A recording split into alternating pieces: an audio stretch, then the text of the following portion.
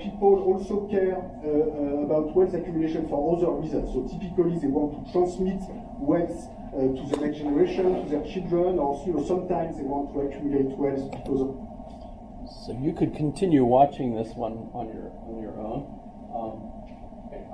His book, however, is very convincing. It was a bestseller, believe it or not. How often is an economics book bestseller? But I picked it up at Barnes & Noble's the day that it was offered, and they had a big stack of them in the front of the door. Economics books, that's really weird, right? But it was spellbinding, and it explained that basically the only way for you to get wealthy today, apart from very few individuals that end up like becoming star sports people or star movies, are by having money already and investing your money, so that the wealthy become wealthier. And what happened to the so-called middle class? He explains in this, but in the book better, that the middle class in the United States occurred primarily because of what happened in Europe because of World War I, and mostly World War II. And as a result of that, the United States doubled its amount of workforce. How did it do that? How did it double its workforce? Anybody? Maybe with. Oh, that happened after the war. Oh, during the war? During the war, how did the United States double its workforce? Women went to work. Women went to work. Doubled the workforce. And as a result, you had all these jobs, and as a result, when the war was over, women didn't really want to go back to being in the home. So a lot of them stayed in the workforce. And it was okay because we had to double or quadruple our production because Europe was devastated, Russia was devastated, Japan and China were devastated. We were the only economy left to still function, and we had basically double all of our efforts in order to help rebuild Japan, rebuild Europe and Germany and Russia and all the different plans we had in order to help support them. And as a result, our economy just was booming. Not only because of course, why did we have a boom in generating people as well, is because everyone was doing so well. My father got a job right out of college. He didn't even go to he was a freshman. And for summer, he did a job as an intern in an insurance company. And when the summer was over, he was about ready to go back to college for his sophomore year. And they said to him, you've got a good job here. Why go back to college? So he stayed there, and he actually stayed in that position and ascended in that company for his whole working life, believe it or not. Chubb and Sons, they turned out to be at the end. By the way, that was 2 of the floors in one of the buildings in 9/11 that were the Twin Towers. So he knew a lot of the people that had been killed in that. He was retired. In any case, the United States had a middle class, people that literally ended up making enough money that they could have enough money for real estate, they could have a home, they could own it, didn't have to rent, you could buy all kinds of nice things. Heck, they had sometimes a vacation home, a boat, all those kinds of things. You had a middle class, roughly from the 50s to roughly around the 90s. By about then, what happened by then was that Europe was recovered and became competitive again with the United States. Japan, of course, became more and more competitive. Korea became competitive. China, how many things in this room are from China? All of them, I think. Everything in this room is from China, although the wood originally came from Australia. But I'm just guessing, but I don't know where your computers are from. I know apples are made in Beijing or somewhere near there. Acers are Taiwan, so I don't know which machines you're using. but I'm pretty sure everything in my house is from China. I'm just guessing. I have a little bust of Nefertiti that I bought at the museum in the University of Pennsylvania, and made in China. Just clearly, so we ended up competing with all of these places, and as a result, the kind of jobs that people had decreased, still decreasing. We've got rust belts in the United States, right? Places where factories are closed, no jobs, and you've probably heard about that in lots of towns. And I could believe Steven Pinker. I'll mention Steven Pinker just because you should be familiar with Steven Pinker.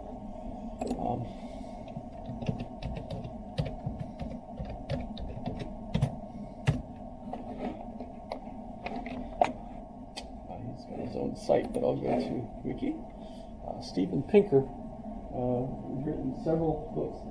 Better Angels of Our Nature, for example. Just lots of things on the nature of the mind and language and language acquisition and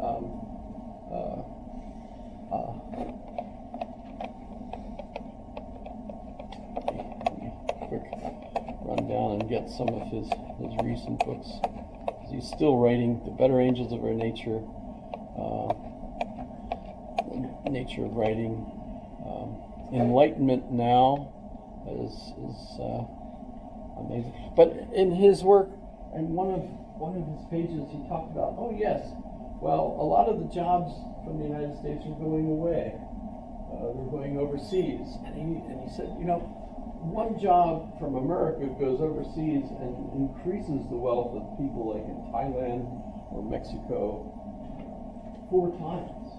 In other words, the job that was lost in the United States worldwide was actually a much better job worldwide than the one American that was making all the money that the American was making. Sure, that American's lost his job, but look at how the wealth is growing in other places. So it's great for an international community to see those American jobs going away. And I was horrified hearing this because, of course, what's he's saying? Better lose American jobs so that worldwide jobs improve. I thought, whoa, wait a minute. How good is that? And he teaches at Harvard as a psychology professor. He was not concerned, apparently, about making that kind of statement. So it struck me as, whoa, he's not connected to an ordinary American who's. Now, we can think about, why are so many people supporting Trump right now? You probably are familiar with this kind of conversation. A lot of people feel like the elite educated among the United States are not helping them. They're not interested in their condition. And instead, their condition is becoming worse because we're more interested in an international world order instead of the best interest of those individuals who have lost the sense of the middle class. The middle class is basically gone. The only individuals that could have earned income that would be sufficient for the human or the American dream, essentially, are dentists, which is interesting, and software engineers that write code. And why? Well, engineers that write code are desperately needed in the competitive software world where you've got, it's the best code writers that make the product the best. And if they don't stay with that company, the next company that they go to will become better, and this company will lose out to that other company in their competition.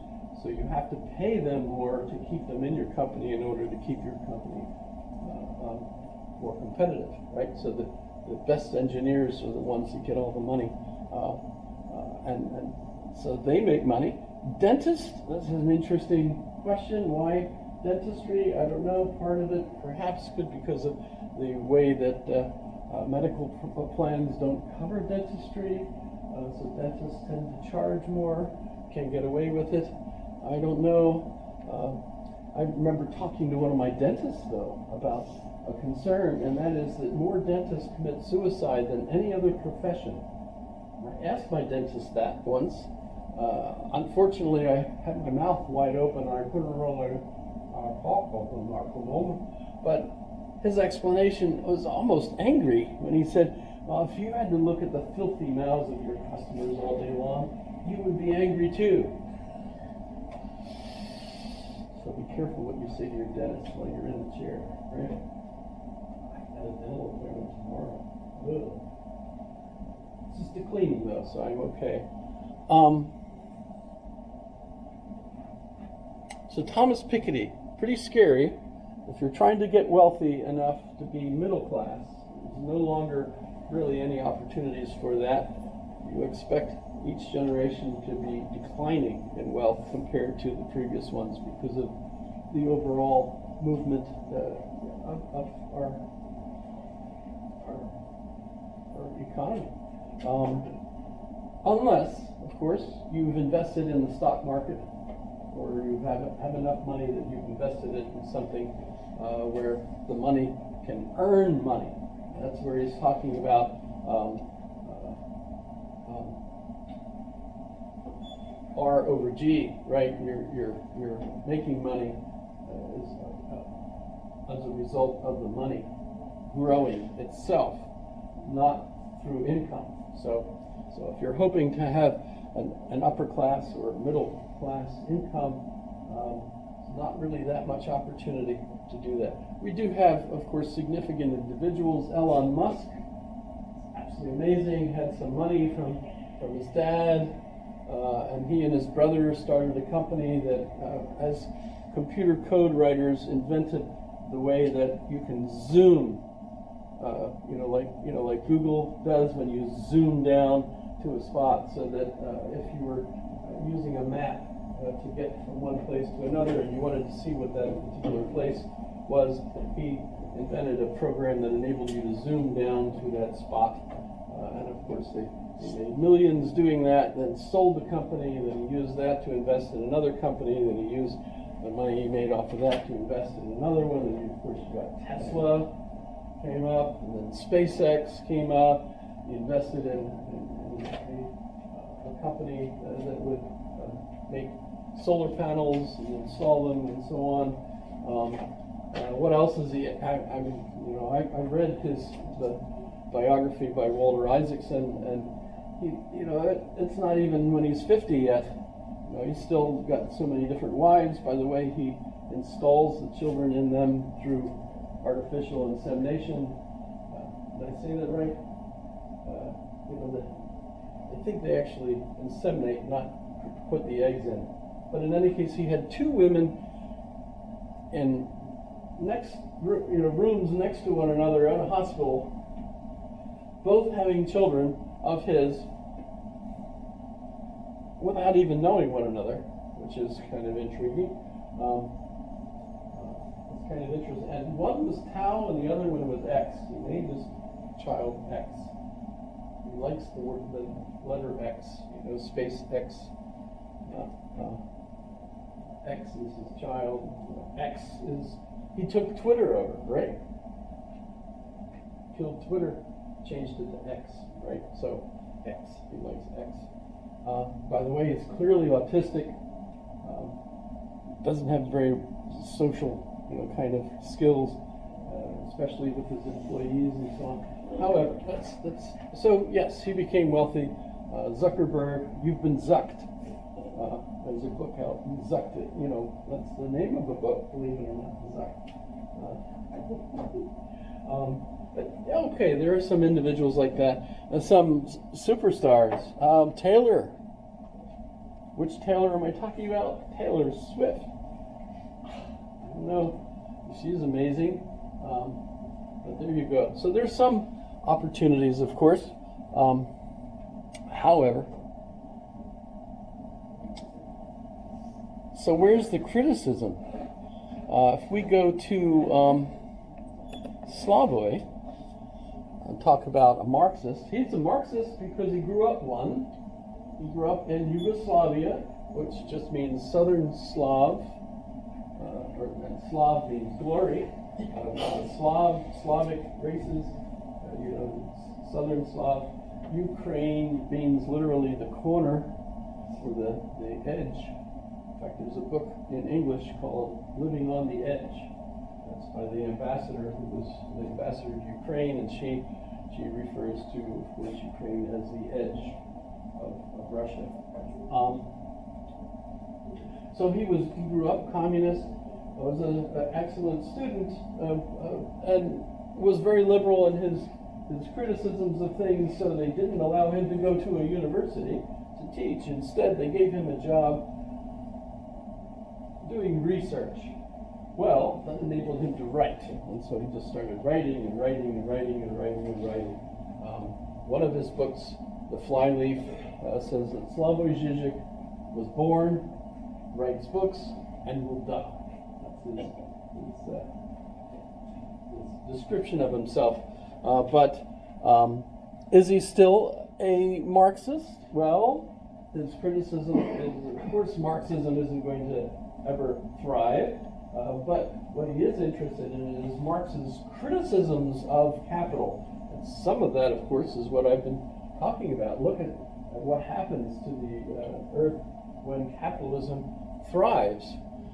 For one thing, wealth isn't spread out. Instead, what you have are the wealthy become wealthier, and everyone else is kind of getting worse off, except that technologies tend to make life better. So even though you don't have the funds or the economic power to literally control things, you nonetheless are able to buy better and better equipment. You have better and better health care for those that can afford it, of course, and you have better means of communication